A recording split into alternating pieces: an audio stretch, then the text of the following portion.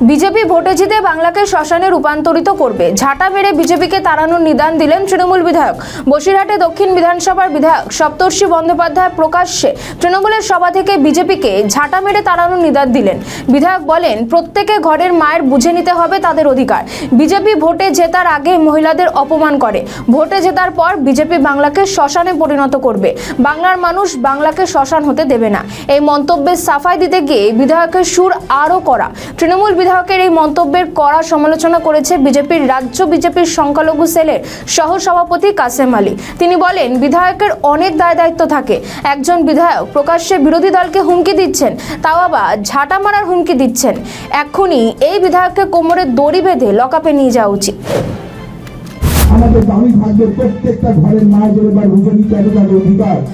আপনারা ভাবলে লজ্জা করবেন, বিজেপির নেতা তারা এখন রাজ্য অধিকার আছেন, তারা বলেছে যারা লক্ষ্মীর ভান্ডার পায় সেই সমস্ত মায়েদের স্বামীদেরকে নাকি দরজায় শিকল তুলে দিয়ে ভোট দিতে আটকে দিতে। ভাবুন, যারা ভোটে জেতার আগে আপনাদেরই অপমান করে, ভোটে জেতার পর তারা বাংলাকে শ্মশানে রূপান্তরিত করবে।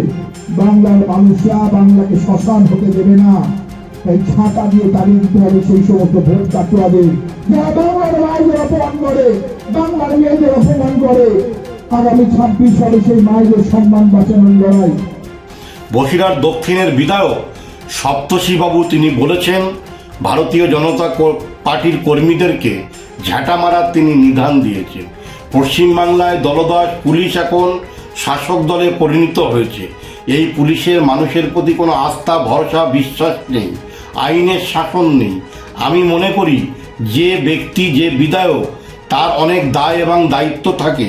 তিনি যেভাবে প্রকাশ্য বিরোধী দলকে হুমকি দিচ্ছেন, ঝাঁটা মারার নিদান দিচ্ছেন, আমি মনে করি এক্ষুনি আইন প্রশাসক এবং পুলিশ এই বিধায়ককে কোমরে দড়ি বেঁধে লকআপে নিয়ে যাওয়া উচিত।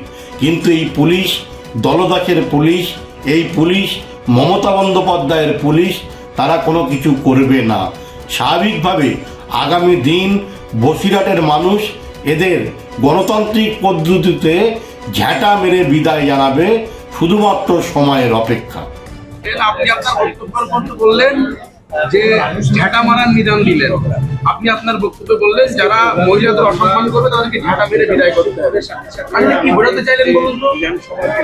শীতের দিনে খেটে খাওয়া মানুষ, যারা ভাটার শ্রমিক, তাদেরকে কর্মনাশা একটা দিন উপহার দিয়েছে বিজেপি। একদিক থেকে মমতা বন্দ্যোপাধ্যায় লক্ষ্মীর ভান্ডার দিয়েছেন, যুব সাথী দিয়েছেন, দিয়ে কর্মসংস্থানের ব্যবস্থা করছেন। ঠিক তার সাথে সাথে বিজেপি উপহার দিয়েছে মানুষকে কর্মনাশা দিন, কখনো SIR এর ফর্ম ফিল আপের জন্য, কখনো তাদের ইনিউমারেশন ফর্মের আবার আপলোডের জন্য, কখন বা লজিক্যাল ডিসক্রিপেন্সির নাম করে সারাদিন ধরে বাচ্চা কোলে নিয়ে বয়স্ক বৃদ্ধ হসপিটালের মানুষ রাস্তায় দাঁড়িয়েছে, বিডিও অফিসে দাঁড়িয়েছে। যখন বিজেপি মানুষের কাছে সেই গ্রামে ভোট চাইতে আসবে, মায়েদের তার বুঝে নেওয়ার সময় এসছে, তারই নিদান দেওয়া হয়েছে। আপনি আইন হাতে তুলে নিতে বলছেন। মানুষের যখন অত্যাচারে দেওয়ালে পিঠ থাকে, একটা বাংলা সাধারণ মানুষকে যখন বাংলাদেশি রোহিঙ্গার অপবাদ দেয়, তখন মানুষের ক্রোধের সেটাই বহিঃপ্রকাশ হয়।